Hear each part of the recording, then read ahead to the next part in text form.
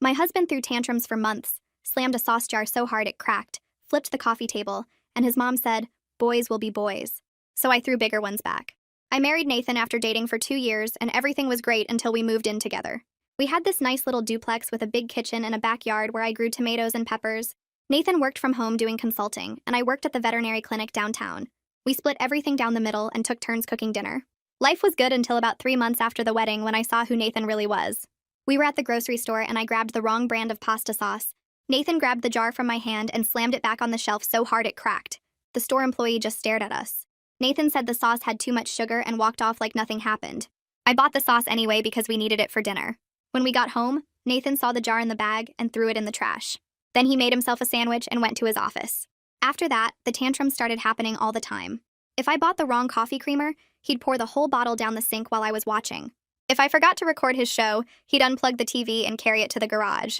If dinner wasn't ready when he wanted it, he'd take every pot and pan out of the cabinet and stack them on the counter. The worst was when I came home late from an emergency surgery at the clinic. Nathan had thrown every single pillow and blanket from our bed into the bathtub and turned on the shower. He said if I couldn't be home on time, I didn't deserve a comfortable bed. I slept on the couch that night while he sprawled across our king-size mattress. My friend Lisa kept telling me to leave, but I wanted to handle this myself first. Nathan had this whole routine where he'd throw his fit, storm off to his office, then come back an hour later acting like nothing happened. He'd ask what was for dinner or if I wanted to watch a movie. If I brought up what he did, he'd say I was being sensitive and making a big deal over nothing. One time I tried to talk to him about it calmly, and he threw his coffee mug at the wall. Not near me, but close enough that I jumped. Then he said I was being dramatic about a little noise. His mom came to visit, and I tried to tell her what was happening. She watched Nathan flip the coffee table because I forgot to buy his protein bars, and she said boys will be boys. She actually said that. Then she told me her husband used to break plates when he was stressed and it was my job to keep Nathan happy. That's when I realized nobody was going to fix this but me. So I started matching his energy. When Nathan threw the remote at the wall because the game was buffering, I picked up his gaming headset and launched it out the back door into the garden. He ran outside and spent an hour looking for it in the dark. When he poured out my expensive shampoo because I took too long in the shower, I took his entire shelf of supplements and protein powder and dumped them in the kitchen trash. He had to dig through coffee grounds and old food to get them back. When he knocked all my makeup off the bathroom counter because I left a hair in the sink, I went to his office and swept everything off his desk onto the floor. His laptop survived, but his coffee went everywhere. Nathan started getting confused. He'd throw his tantrum and wait for me to clean up or apologize, but instead I'd throw a bigger one. He threw a book at the door. I threw 3. He slammed cabinets. I slammed them harder. He started yelling that I was crazy and out of control.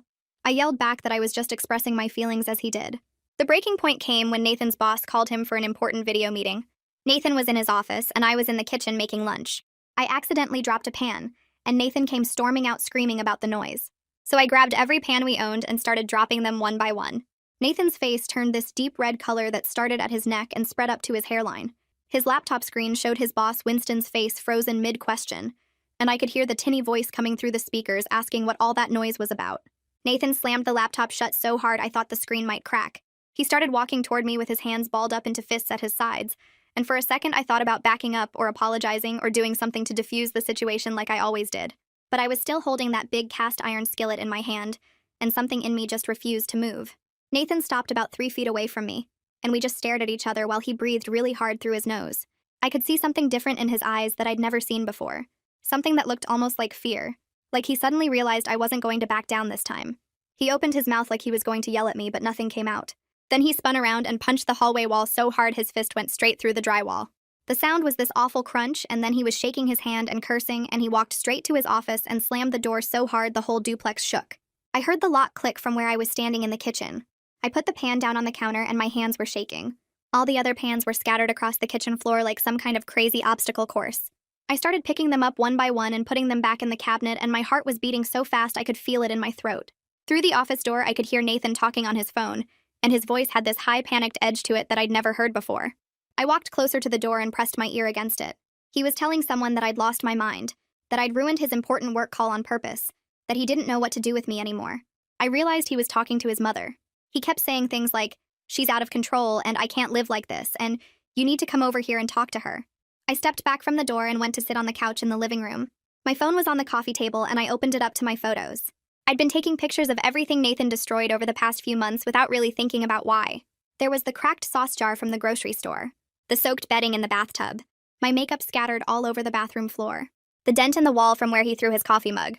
the broken TV remote, my shampoo bottle empty in the sink. I had dozens of photos documenting every single one of his tantrums. Less than an hour later, I heard a key turning in our front door. Nathan must have given his mother a key without asking me because Lorraine just walked right in like she owned the place. She didn't even knock. She came into the living room where I was still sitting on the couch and stood there with her hands on her hips looking at me like I was a misbehaving child. She started in on this lecture about how a wife needs to respect her husband's work time and create a peaceful home environment and be supportive instead of destructive. She said Nathan had important responsibilities and I needed to understand that my behavior was affecting his career. I just sat there listening to her go on, and then I held up my phone. I started showing her the photos one by one without saying anything. The cracked sauce jar, the soaked bedding, my makeup everywhere, the wall damage, the empty bottles. She went quiet as she looked at each photo and her face got this pinched expression like she'd bitten into something sour. When I got to the last photo, she handed my phone back to me and said we both needed to grow up. Not just Nathan, both of us. Like I was equally responsible for this mess we were living in. Nathan's office door opened and he came out looking all disheveled with his hair sticking up. He and Lorraine went into the kitchen and started having this quiet conversation, but the duplex is small enough that I could hear most of it from the living room. Lorraine told him he needed to handle his wife, and those exact words made my stomach turn. Nathan complained that I'd changed, that I used to be sweet and easy to get along with, that now I was impossible to live with. He didn't mention any of his own behavior, or the fact that he'd been throwing tantrums for months before I started fighting back. Lorraine said something about marriage being hard work, and both people needing to compromise, but then she told Nathan that men sometimes need to be firm with their wives. I wanted to get up and throw something at both of them, but I just sat there on the couch gripping the armrest so hard my knuckles turned white. After Lorraine finally left, Nathan came and sat on the opposite end of the couch from me. We sat there in complete silence for what felt like forever. I looked at the clock on the wall and watched the minutes tick by. 1 hour passed, then another. Neither of us said a single word because what was there even to say at this point? We'd crossed into some kind of territory where normal couple communication didn't work anymore. We couldn't just talk about our feelings or work through our problems like regular people because we'd been destroying each other's stuff and yelling and throwing things for months. The silence was so heavy, it felt like something physical sitting between us on the couch. Nathan kept clearing his throat like he was going to say something, but then he'd just shift his position and stay quiet. I stared at the wall where he'd punched the hole and thought about how we were going to have to fix that before the landlord saw it. I thought about how much money we'd wasted on replacing things we'd broken. I thought about how tired I was of living like this. That night, Nathan took a pillow and blanket from the closet and went to sleep in his office. I went to our bedroom and lay down on the bed, but I couldn't fall asleep. I kept staring at the ceiling, thinking about everything that had happened. I'd matched Nathan's energy like I thought I was supposed to, like I was standing up for myself and refusing to be pushed around. But lying there in the dark, I realized that matching his tantrums hadn't fixed anything at all. I'd just proved that I could be as destructive as him. We were both living in a war zone that we'd created together. The duplex that used to feel like home now felt like a battlefield. My tomatoes and peppers in the backyard were probably dying because I hadn't had the energy to take care of them in weeks.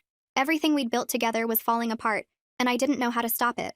I'd thought that fighting back would make Nathan see how awful his behavior was, but instead it just gave him an excuse to say I was crazy too. I finally fell asleep around 3 in the morning, feeling more exhausted than I'd ever felt in my life. The next morning, I woke up to the smell of coffee. I walked into the kitchen and found Nathan standing by the coffee maker with this big fake smile on his face. He asked me what I wanted for breakfast in this cheerful voice that sounded completely wrong after everything that had happened yesterday. I just stood there staring at him, trying to figure out if he was serious. I told him we needed to talk about what was happening to us, about the fighting and the destruction, and his mother walking into our house uninvited. Nathan's fake smile got even bigger, and he said there was nothing to talk about if I would just stop overreacting to everything. He said we could go back to normal if I would calm down and stop making problems where there weren't any. I felt something break inside me when he said that. Not in a dramatic way, just this quiet realization that Nathan genuinely believed none of this was his fault. He thought I was the problem. He thought if I would just go back to being quiet and accepting his tantrums, everything would be fine. I didn't say anything else to him. I just went back to the bedroom and got ready for work. I drove to the veterinary clinic downtown and walked in through the back entrance like I always did. My coworker Alyssa was in the break room making coffee, and she took one look at my face and asked if everything was okay at home. I opened my mouth to give her my usual response about how everything was fine, but instead I felt my eyes fill up with tears. Alyssa put down her coffee mug and took my arm and led me into the supply room. She closed the door behind us and I just started crying. Not pretty crying either, but the kind where you can't breathe right and your nose runs everywhere. I told her everything. About the pasta sauce at the grocery store, and Nathan throwing things and pouring out my shampoo and soaking our bedding in the bathtub. I told her about how I'd started fighting back and throwing bigger tantrums than his. I told her about the pans yesterday, and Nathan punching the wall and his mother showing up uninvited. Alyssa listened to the whole thing without interrupting once. When I finally stopped talking and wiped my face with a paper towel, Alyssa was quiet for a minute. Then she said very gently that what I was describing sounded like an abusive relationship. I started to argue with her because Nathan had never actually hit me, but she held up her hand. She said abuse wasn't just physical, and that destroying property and controlling behavior and creating a scary environment all counted. She said even though I was fighting back now, that didn't make it better. She said two people destroying each other wasn't a relationship. It was mutual destruction. She asked me if this was really how I wanted to live for the rest of my life. I stood there in the supply room surrounded by boxes of medical supplies and bags of dog food, and I realized I didn't have an answer to that question. I spent the rest of my shift at the clinic going through the motions of my job, while my brain kept replaying what Alyssa said about mutual destruction. I checked a beagle's ears for mites and thought about Nathan punching the wall. I gave a cat her vaccines and thought about me throwing pans during his work call. I cleaned exam rooms and thought about how we'd both become people I didn't recognize anymore. When I finally drove home that evening, I sat in the driveway for 10 minutes staring at our duplex. The lights were on in the kitchen and I could see Nathan moving around inside. Part of me wanted to just keep driving and never come back. But I got out of the car and walked to the front door because running away wouldn't fix anything either. I opened the door and stopped dead in the entryway. The kitchen table was set with our nice plates and cloth napkins we only used for company. Candles were burning in the middle of the table. Takeout containers from my favorite Thai restaurant were arranged on the counter, and the smell of pad Thai and green curry filled the whole house. Nathan came out of the kitchen wearing a smile that looked completely fake after everything that had happened. He asked if I was hungry and gestured at the table like he'd done something amazing. I just stood there holding my purse and staring at this scene he'd created. It was so obvious what he was doing. His mom probably taught him this exact move when he was growing up watching his dad break plates and then buy flowers the next day. Make a big romantic gesture and pretend the bad stuff never happened. Smooth everything over with fancy food and candles instead of actually talking about the real problems. I walked past him to the bedroom and changed out of my scrubs while Nathan stayed in the kitchen. When I came back out, he was sitting at the table waiting for me with that same fake smile plastered on his face. I sat down across from him and he immediately started dishing pad Thai onto my plate. I watched him serve the food and arrange everything just right, and I felt absolutely nothing. No anger, no hope, no sadness. Just this empty feeling like I was watching a stranger perform a play I'd seen too many times before. I put my fork down before even taking a bite and told Nathan we needed couples therapy. I said our marriage was falling apart and we needed professional help to fix it. Nathan actually laughed. Not a mean laugh exactly, but this dismissive sound like I'd said something ridiculous. He said therapy was for people with real problems like addiction or affairs. He said we just needed to stop being so dramatic about everything and get back to normal. I asked him what normal meant to him, and he said it meant me not overreacting when he got frustrated and him not having to walk on eggshells in his own home. I pointed out that he'd punched a hole in our wall yesterday. And that wasn't frustration. That was violence. Nathan rolled his eyes and said I was making it sound worse than it was. He said lots of guys punch walls when they're mad and it didn't mean anything. I sat there looking at him across the candlelit table with expensive takeout getting cold between us, and I realized he genuinely believed what he was saying. He actually thought punching walls and destroying my stuff and soaking our bedding in the tub was normal behavior that I should just accept. The romantic dinner wasn't an apology. It was a bribe to get me to go back to being quiet and manageable. I stood up from the table and told Nathan I was serious about therapy. He said he wasn't going to waste money on some therapist who would just take my side anyway. I went to the bedroom and closed the door while Nathan stayed at the table eating Thai food by himself. The next morning, I woke up to Nathan's voice coming through the bedroom wall. He was in his office talking loud enough that I could hear every word. I got up and pressed my ear against the wall between our bedroom and his office. Nathan was on the phone with his boss, and his voice had this fake, cheerful tone that made my skin crawl. I heard him say something about construction next door causing noise issues yesterday. He apologized for the disruption to the video meeting and promised it wouldn't happen again. There was a long pause where Nathan wasn't talking, and I figured his boss was responding. Then Nathan's voice got higher and more stressed. He said the construction was unexpected and he'd already filed a complaint with the building management. Another pause. Nathan said he understood the client had been on the call, and he took full responsibility for not warning everyone about potential noise. His voice was getting tighter, and I could tell his boss wasn't buying the construction story. Nathan spent the next hour on damage control calls. I got dressed and ready for work while listening to him talk to different people trying to fix his professional reputation. He called someone named Winston back and spent 20 minutes explaining his home office situation and promising his work quality wouldn't suffer. He called another colleague and asked them to smooth things over with the client who'd been on the disrupted call. Every conversation made him sound more desperate, and I realized his job might actually be in trouble because of what I'd done with the pans. Part of me felt guilty, but a bigger part of me thought about all the times Nathan had made me late for work or disrupted my life with his tantrums, and he never cared about the consequences for me. I was making coffee in the kitchen when someone knocked on our front door. I opened it and found our landlord standing there looking annoyed. He said he'd gotten noise complaints from both neighbors about crashing sounds and yelling coming from our duplex. He asked if he could come in and look around. I let him in because I didn't know what else to do. The landlord walked through our living room and immediately saw the hole Nathan had punched in the hallway wall. He stopped and stared at it for a long time. Then he kept walking and noticed the cabinet door in the kitchen hanging crooked where the hinge had broken during one of our fights. He opened the cabinet and the door came completely off in his hand. The landlord set the broken cabinet door on the counter and turned to look at me. He asked very directly if he needed to be concerned about his property. I opened my mouth, but no words came out. Nathan came out of his office right then, and the landlord's whole face changed. He asked Nathan what was going on with all the damage and noise complaints. Nathan immediately switched into this charming, friendly mode that made me want to throw up. He smiled at the landlord and said everything was fine. He said we'd had some minor accidents, but he was planning to repair everything himself this weekend. He put his hand on my shoulder like we were this happy couple, and I had to force myself not to pull away. The landlord looked at Nathan's hand on my shoulder and then looked at my face. He asked me directly if I felt safe in this house. I froze. Nathan's hand tightened on my shoulder. The landlord kept looking at me, waiting for an answer, and I couldn't figure out what to say. If I said no, what would happen? Would the landlord call the police? Would Nathan get even angrier? If I said yes, was I lying? Did I actually feel safe here anymore? I finally said I was fine in this quiet voice that didn't sound convincing even to me. The landlord didn't look like he believed me, but he couldn't force me to say anything else. Nathan walked the landlord to the door, still being all friendly and charming. He promised again to fix everything and keep the noise down. The landlord handed Nathan a written warning about the noise complaints and property damage. He said any more problems, and he'd start eviction proceedings. Nathan took the paper and kept smiling until the landlord left. The second the door closed, Nathan's fake smile disappeared. Requested Reds is on Spotify now. Check out link in the description or comments. He turned to me and started yelling about how I'd embarrassed him and made us look like trashy people who couldn't handle our problems.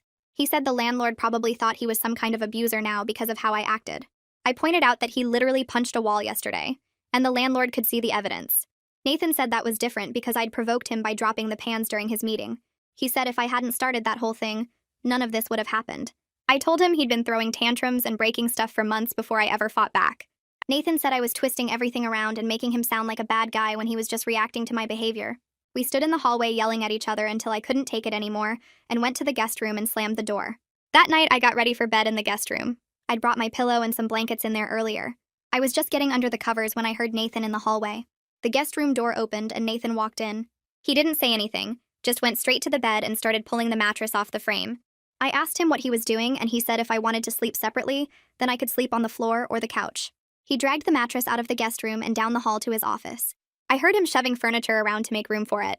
I stood in the empty guest room looking at the bare bed frame and felt something break inside me that hadn't broken before. This wasn't anger or destruction during a fight. This was cold, calculated punishment because I'd tried to set a boundary. I grabbed my pillow and went to the living room couch. I lay there in the dark, listening to Nathan moving around in his office, and thought about how we'd gotten to this point. I thought about the grocery store and the pasta sauce, and how that first tantrum should have been a warning sign. I thought about all the times I'd made excuses for him, or tried to fix things myself instead of leaving. I thought about how I'd started matching his tantrums, thinking it would make him see how awful his behavior was. But instead, it just gave him ammunition to say I was crazy too. The next day at work, my friend Ellie found me in the break room. She'd heard from Alyssa that things were bad at home. Ellie asked if I wanted to come stay at her place for a few days. She had a spare room and said I could have some space to think about what I wanted to do. I sat there with my coffee getting cold in my hands and seriously considered taking her up on it. It would be so easy to just pack a bag and leave for a while. But then I thought about Nathan staying in our duplex acting like he'd won something. I thought about how I'd be the one adjusting and accommodating again while he got to keep his space and his routine. I told Ellie thanks, but I wasn't leaving my own home. Nathan was the one with the problem, and I was tired of being the one who had to leave or change or fix things. Ellie looked worried, but she said she understood. She made me promise to call her anytime, day or night, if I needed help. I promised and went back to work, but I kept thinking about her offer all day. Part of me wondered if I was being stupid by staying. But another part of me was just so tired of running away from problems or trying to make myself smaller, so other people could be comfortable. When I got home that evening, Nathan's office door was closed and locked. I could hear him typing and talking on the phone. I made myself dinner and ate alone at the kitchen table. Nathan stayed in his office until after I went to bed on the couch. The next few days followed the same pattern. Nathan worked long hours with his door locked, and I went to work and came home and we barely saw each other. When we did pass in the hallway, we didn't speak. We were living like hostile roommates who happened to be married. I'd wake up on the couch and hear Nathan already in his office. I'd come home and he'd be in there with the door locked. We stopped cooking meals together. We stopped talking about our days.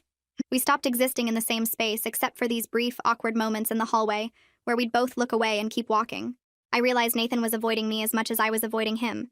Neither of us knew how to fix what we'd broken, and neither of us wanted to be the first one to try. So we just lived in this Cold War silence that felt worse than the yelling and destruction had been. I worked a late emergency surgery on a cat who'd eaten something toxic. By the time I finished, it was almost midnight. I drove home exhausted and just wanting to collapse on the couch. I unlocked the front door and walked into the dark house. I flipped on the kitchen light and noticed something different right away. There was a new lock on Nathan's office door. Not just the regular door lock, but one of those deadbolts you need a key for. I walked over and tried the handle, and it didn't budge. Then I went to make myself something to eat and found another new lock on the pantry door. I stood there staring at the lock on the pantry where we kept all our food. Nathan came out of his office, and I asked him what he was doing. He said since I couldn't be trusted not to disturb his work, he was protecting his space and his food. I asked him if he was seriously locking up our food, and he said it was his food since he'd bought most of it. He said I could buy my own groceries and keep them somewhere else. Then he went back in his office and locked the new deadbolt behind him. I stood in the kitchen staring at the locked pantry door for a long time after Nathan went back to his office. My stomach growled because I'd worked through lunch at the clinic and now I couldn't even get to my own food. I walked to the garage and grabbed my toolbox from the shelf. Then I went straight to Nathan's office door and unscrewed the router from the wall jack. I unplugged the modem too and wrapped all the cords around both devices. Nathan's door stayed locked while I carried everything out to my car. I popped the trunk and put the router and modem inside, then locked it and took my keys with me back into the house. About 20 minutes later, Nathan came storming out of his office yelling about the internet being down. I was sitting on the couch scrolling through my phone and I told him the internet was fine, just in a safe place. He demanded to know where it was, and I said he could have it back when he unlocked the pantry. Nathan's face went red and he started pacing back and forth in the living room. He pulled out his phone and I watched him turn on his hotspot and connect his laptop to it. He gave me this smug look like he'd won something and went back to his office. I ordered pizza on my phone since I still couldn't get to any real food. The next morning, Nathan was already in his office when I left for work. I could hear him on a video call talking to someone about quarterly projections. That evening when I got home, he was still in there, but I noticed he kept coming out to check his phone. He'd look at the screen, mutter something, then go back to his office. This happened 3 more times before dinner. Finally, around 8 o'clock, he knocked on the living room wall to get my attention. I looked up from my phone and he asked where the router was. I reminded him about the pantry lock and he said that was different because the food was his. I said the internet was mine then since I paid half the bill. He went back to his office and slammed the door. The next day, I came home to find a package on the porch. Nathan must have been watching for it because he grabbed it before I even got my keys out. He took it straight to his office and I heard him ripping open the box. An hour later, I tried to connect to our Wi-Fi network and it was gone. Instead, there was a new network called Nathan's Network and it was password protected. I tried a few obvious passwords, but none of them worked. At work the next day, I was sitting in the break room watching videos on my phone during lunch. Alyssa came in to make coffee and noticed I was using my data instead of the clinic Wi-Fi. She asked why, and I told her about the separate internet networks at home. Alyssa stopped pouring her coffee and just stared at me. She set the pot down very carefully and sat across from me at the table. She said very quietly that what I was describing wasn't normal. She said I was a smart and capable person who didn't have to live like this. I told her I knew it wasn't normal, but I wasn't going to let Nathan push me around anymore. Alyssa reached across the table and put her hand on mine. She said matching his crazy didn't make me strong. It just made me participate in something that was destroying me. I pulled my hand back and said I had to get back to work. I avoided Alyssa for the rest of the day because I didn't want to hear what she was saying even though I knew she was right. Nathan started missing deadlines at work. I could hear him on stressed phone calls with his boss through his office door. One afternoon, he was in there for over an hour and I heard him saying he'd have everything done by end of day. That evening, his office door flew open and Nathan came out looking furious. He said Winston had called him in for a serious talk about his performance. He said his boss was threatening to put him on a performance improvement plan. Nathan stood in the hallway and yelled that this was all my fault for being difficult and making his home life so stressful he couldn't focus on work. I was sitting on the couch and I said nobody forced him to spend all his energy on revenge tactics instead of his actual job. Nathan grabbed his briefcase from beside the door and threw it across the room. It hit the wall right next to the hole he'd punched before and made a new dent in the drywall. The briefcase fell to the floor and papers scattered everywhere. There was a knock on the door 10 minutes later. Nathan and I both froze and looked at each other. I got up and opened it to find our landlord standing there with a clipboard. He did not look happy. He said the neighbors on both sides had reported another loud crash and he was done with warnings. He handed me a formal written notice on official letterhead. The notice said any more property damage or disturbances would result in eviction proceedings. He asked both of us to sign it to acknowledge we'd received it. Nathan came to the door and we both signed our names on the form. The landlord took it back and said he'd owned this duplex for 15 years without any problems until we moved in. He looked at both of us and said whatever we were doing to each other needed to stop or we needed to leave. Then he walked back to his car and drove away. Nathan went back to his office without saying anything. I sat on the couch and looked at the 2 holes in the wall and the scattered papers on the floor. I thought about the locked pantry and the separate internet networks, and the way we couldn't even be in the same room anymore. I grabbed my keys and went out to my car. I sat in the driveway with the engine off just staring at the duplex. An hour went by and I still couldn't make myself go back inside. The house had become this place where everything felt like a battle, and I was tired all the time. I wasn't afraid Nathan would hit me because he never had. But the whole environment had turned toxic, and every day felt like walking through a war zone. I pulled out my phone and just sat there holding it, not sure who to call or what to say. I ended up calling Ellie around 9 that night, still sitting in my car with the engine off. She picked up on the second ring, and I could hear her TV playing in the background. I told her everything about the landlord's notice and the separate internet networks, and how Nathan and I were basically living like enemies in the same house. Ellie listened without interrupting, and when I finished, she said I could come stay at her place whenever I needed to, that her couch was always available. Then she got quiet for a second before saying, maybe it was time to talk to a lawyer just to understand my options. I thanked her and hung up, then sat there staring at my phone for another 20 minutes before going inside. The next morning, I looked up divorce attorneys during my lunch break at the clinic. I told myself I was just gathering information, not actually planning to leave. I found someone named Patricia Chen who had good reviews and availability that week. I made the appointment for Thursday afternoon and didn't tell Nathan about it. When Thursday came, I left work early and drove to her office in a building downtown. The waiting room had uncomfortable chairs and magazines from 6 months ago. Patricia called me back after 10 minutes, and we sat in her office with a big window overlooking the parking lot. She asked about my marriage, and I gave her the basic facts about Nathan's tantrums and my retaliation. She took notes on a yellow legal pad and asked if Nathan had ever physically hurt me. I said no, he'd never hit me or anything like that. Then she asked about emotional abuse, and I froze because I didn't know how to answer that question. Patricia put down her pen and explained that destroying property and controlling behavior and creating a hostile environment all counted as forms of abuse even without physical violence. She said what I was describing fit a pattern she'd seen many times before. She pulled out some pamphlets about domestic abuse and support resources, then told me to think carefully about whether I wanted to try to save this marriage or protect myself by leaving. I took the pamphlets and stuffed them in my purse, then drove home in a daze thinking about the word abuse and whether it really applied to my situation. I walked into the duplex to find a strange man working in our kitchen. He was on a ladder patching the hole Nathan had punched in the wall, and there were tools spread out on the counter. Nathan came out of his office when he heard me come in and explained that he'd hired a handyman to fix all the damage before the landlord came back. The handyman glanced between us and kept working, but I could tell he felt uncomfortable. He probably sensed the tension radiating off both of us. I went to the bedroom without saying anything to Nathan and closed the door. Later that evening, after the handyman left, Nathan found me in the kitchen making dinner. He told me in this cold, formal voice that he was fixing everything so we wouldn't get evicted, speaking to me like I was a business partner instead of his wife. I realized we hadn't had a real conversation in over a week, just these tactical exchanges about practical matters. He asked what time I'd be home tomorrow, and I told him my usual time.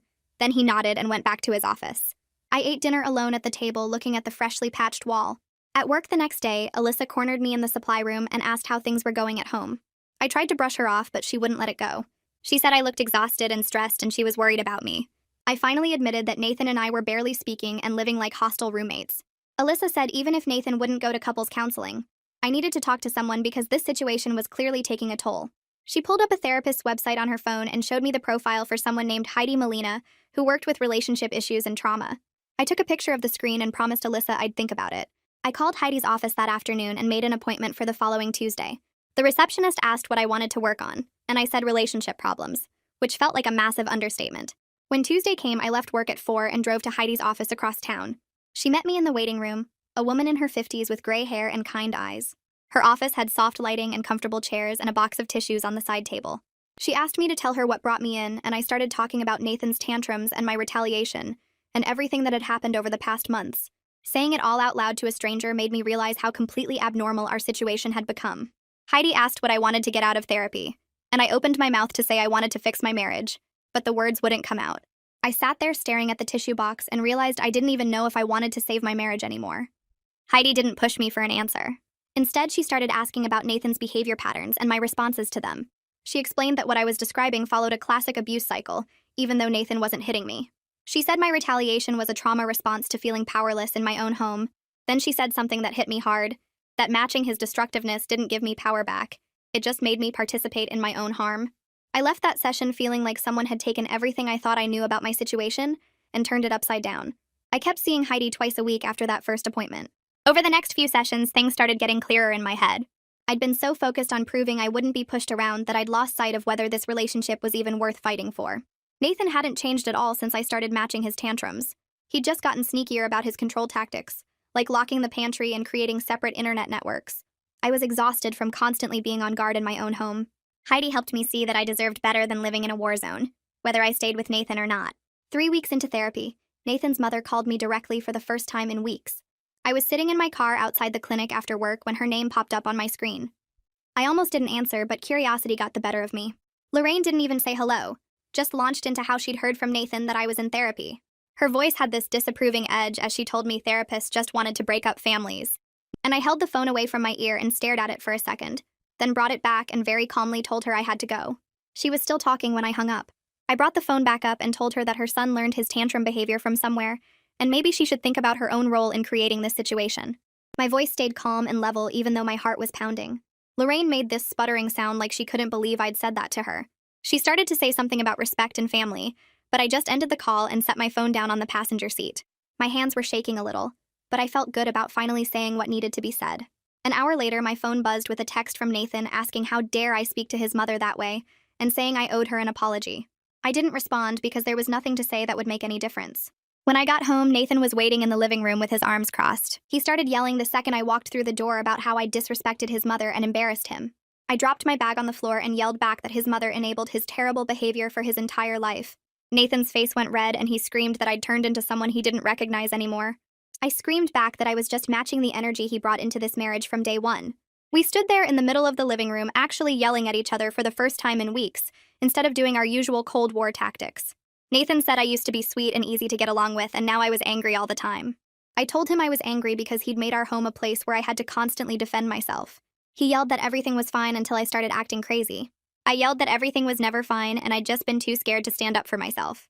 Nathan suddenly stopped mid-sentence and his whole body seemed to deflate. He walked over to the wall and just slid down until he was sitting on the floor with his knees pulled up. He put his head in his hands and said he didn't know how we got here. His voice came out quiet and tired instead of angry. He said he didn't know how to fix it, and this was the first honest thing he'd said in months. I stood there looking down at him and realized I was exhausted too. All the anger drained out of me, and I just felt empty and sad. I walked over and sat down on the floor across from him with my back against the opposite wall. We looked at each other for a long time without saying anything. The house was completely quiet except for the sound of the refrigerator humming in the kitchen. I told him I didn't know if this marriage could be saved. He looked up at me with red eyes. I said I knew it couldn't continue the way it had been going because we were destroying each other. Nathan nodded slowly and wiped his face with his sleeve. Nathan started talking in this low voice about his dad, and how he used to watch his father throw things and yell at his mom. He said his dad would break dishes when he got stressed and his mom would just clean it up and act like nothing happened. Nathan said he grew up thinking that was normal, and that's how men handled their feelings. He looked at the floor and admitted he had anger issues. He said he didn't want to be like his dad, but he didn't know how to be different because this was the only way he'd ever seen conflict handled. His voice cracked a little when he said he was scared he'd already become exactly like his father. I sat there processing what he'd just told me, and thinking about all the therapy sessions with Heidi. I told Nathan I would consider trying therapy together if he was serious about changing. I said I needed to see real effort, and not just words because words were easy. Nathan looked up and asked if I really thought therapy could help. I said I didn't know, but I knew we couldn't fix this on our own. He nodded and said he'd find a couples therapist and make an appointment. For the first time in weeks, I felt this tiny bit of hope that maybe we could actually work through this. Nathan pulled out his phone right there on the floor and started searching for therapists. I watched him scroll through options and read reviews out loud. He found one that had good ratings and specialized in marriage counseling and anger management. He called the office and left a message asking for an appointment as soon as possible. 3 days later, Nathan got a call back from the therapist's office saying they had an opening that Thursday. Nathan took the appointment and then told me about it when I got home from work. Thursday came and we both got ready in silence. We drove to the therapist's office in separate cars because I wanted my own way to leave if I needed it. The waiting room had beige walls and comfortable chairs and magazines on a small table. Nathan and I sat next to each other but didn't talk. We both just stared at the walls or our phones feeling nervous about what we were about to face together. A woman came out and called our names. She introduced herself as the therapist and led us back to her office. The first session was brutal because we both laid out everything that had happened over the past months. I talked about Nathan's tantrums and the destroyed property and feeling unsafe in my own home. Nathan talked about feeling like I'd changed and become hostile, and how nothing he did was ever good enough. The therapist listened to both of us without interrupting. When we finished, she didn't take sides, but she pointed out that we'd created a pattern of mutual retaliation. She said this pattern would destroy us both if we didn't stop it immediately. She explained that we were stuck in a cycle where each person's reaction triggered the other person to react worse. Nathan and I both sat there taking in what she was saying. The therapist gave us homework to practice basic respectful communication. She said we needed to not engage in any destructive behavior toward each other or property for the next week. Nathan and I both agreed to try. I could see Nathan looked skeptical about whether talking would actually help, but he said he'd do it. The first week of trying to follow the therapist's guidelines was incredibly hard. Our default mode had become hostility, and we had to actively fight against it constantly. Nathan started to slam a door one morning and then caught himself halfway through. He closed it gently instead, and I saw him take a deep breath. I started to make a sarcastic comment when he left dishes in the sink, and I stopped myself mid-sentence. We were both trying, but it felt awkward and forced, like we were learning a new language. Nathan asked me to pass the salt at dinner one night using this overly polite voice that sounded fake. I passed it to him and said thank you when he handed me the pepper, even though neither of us had said please or thank you in months. Small moments happened where we almost fell back into old patterns, but managed to stop ourselves just in time. Our second week following the therapist's homework went a little smoother than the first. Nathan woke up early one Tuesday and I found him in the kitchen already dressed for work. He had made coffee for both of us without me asking. The mug sat on the counter steaming and he just nodded at mine when I walked in. I picked it up and took a sip, and it was exactly how I liked it with the right amount of cream. We didn't say much, but we sat at the kitchen table together for 10 minutes before he went to his office. That small gesture felt weird after everything that had happened. A few days later, I stopped at his favorite Thai place on my way home from the clinic and picked up Pad CU without telling him I was doing it. I just brought it home and set it on his desk while he was on a call. He looked up surprised and mouthed, "Thank you." These tiny moments of trying to be decent to each other felt fragile, like they could shatter if either of us made one wrong move. We were both walking carefully around the house, being overly polite in a way that felt forced, but also necessary. Nathan would ask if I needed anything from the store before he left. I would text him if I was running late so he wouldn't worry. We were building something new, but it was so delicate that neither of us trusted it yet. Nathan came home from work one afternoon looking genuinely happy for the first time in months. He found me in the living room folding laundry and told me his boss had pulled him aside that morning. Winston had noticed Nathan's work was getting better, and his attitude had improved. Nathan said Winston told him that whatever personal stuff had been going on seemed to be getting worked out. Nathan looked proud when he told me about it. He said he'd been meeting all his deadlines again, and his client presentations were back to their normal quality. I could see how much it meant to him that his professional reputation was recovering. He'd been so stressed about Winston losing confidence in him. Nathan sat down on the couch next to the laundry basket and actually smiled. He said he felt like he was getting his life back on track, and it was because we were both trying harder. I told him I was glad his boss noticed, and I meant it. Seeing Nathan care about something besides our fights reminded me of the person I'd married before everything went wrong. Nathan's phone rang while we were eating dinner the following week, and I saw his mom's name on the screen. My stomach dropped because Lorraine's calls usually meant drama. Nathan looked at the phone, then at me, and picked it up. I expected him to get up and take it in his office like he always did, but he stayed at the table. I could hear Lorraine's voice coming through the speaker, loud and demanding. Nathan took a breath and said he needed to talk to her about something important. He told her that he and I were working on our marriage in therapy, and we were making progress. Lorraine started talking over him, asking what kind of therapy, and saying marriage counselors just caused problems. Nathan interrupted her, which I'd never heard him do before. He said he needed her to either be supportive of what we were doing or stay out of it completely. Lorraine's voice got higher and she started listing all the things she thought I was doing wrong. Nathan said he wasn't going to discuss it, and he needed her to respect his boundary. There was silence on the other end. Then Lorraine said fine in this cold voice and hung up. Nathan put his phone face down on the table and went back to eating his dinner. I just sat there shocked because Nathan had never stood up to his mother about anything related to me. He didn't look at me or acknowledge what had just happened, but I could tell it had been hard for him. 2 weeks later, I asked Nathan to pick up my prescription on his way home from the coffee shop. He said he would, and I didn't think anything of it. When he got home that evening, he had the coffee, but not my prescription. I felt this immediate anger rise up in my chest, and I asked him where it was. Nathan looked confused, then said he'd completely forgotten and could go back out to get it.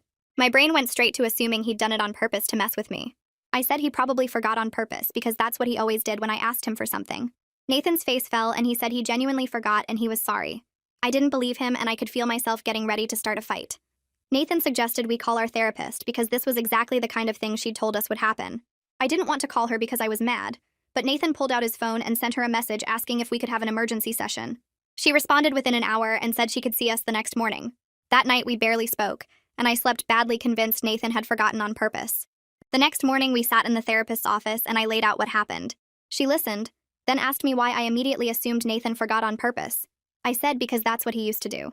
She pointed out that Nathan had been following through on everything else for weeks, and one forgotten errand didn't mean he was back to his old patterns. She asked Nathan if he forgot on purpose, and he said no. He was thinking about a work problem and it slipped his mind.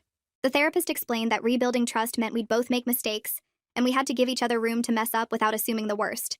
She said I was still in fight mode looking for reasons to be mad, and Nathan was still scared of my reactions.